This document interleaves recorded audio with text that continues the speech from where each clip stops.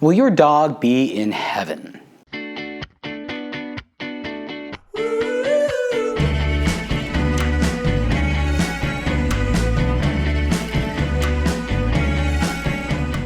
With this year's RCIA class, we were having discussions about heaven, the meaning of heaven, the Christian understanding of heaven.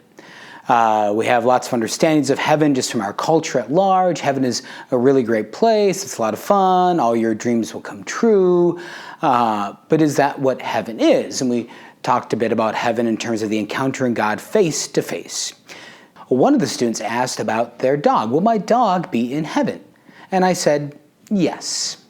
Well, I'm Father Andrew Dickinson from the Pius XII Catholic Newman Center. God bless you. Have a great week. Okay, I said there was an asterisk on the yes, your dog is in heaven. Well, what do we mean by yes? What do we mean that your dog is in heaven? We need to talk about some terms and some ideas. So to say that your dog is in heaven, we have to understand first the meaning of your dog on earth. What does your dog express on earth? Is your dog here for the dog's own sake? Is the dog here just for the dog's sake? Is the dog here just to be here? Well, there's only one creature God has created for its own sake, and that's you. Human beings, you and I. We are created for our own sake.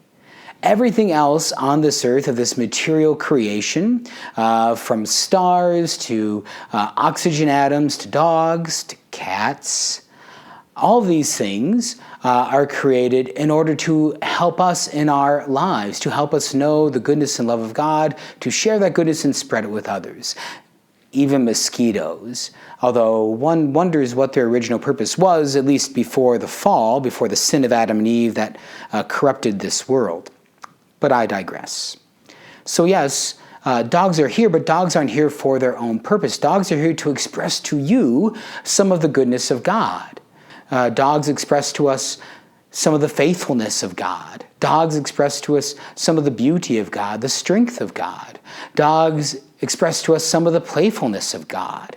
Dogs express to us some of the multitude of God's majesty and splendor, because we have so many different types of dog who express things in such different ways. Dogs are here, but not for their own sake.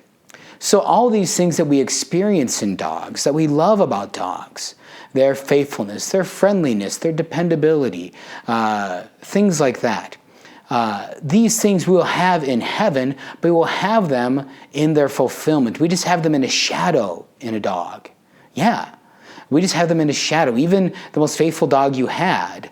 I've had 2 dogs in my family's lifetime, a little small poodle terrier mix named Snowball. Guess what? She was white.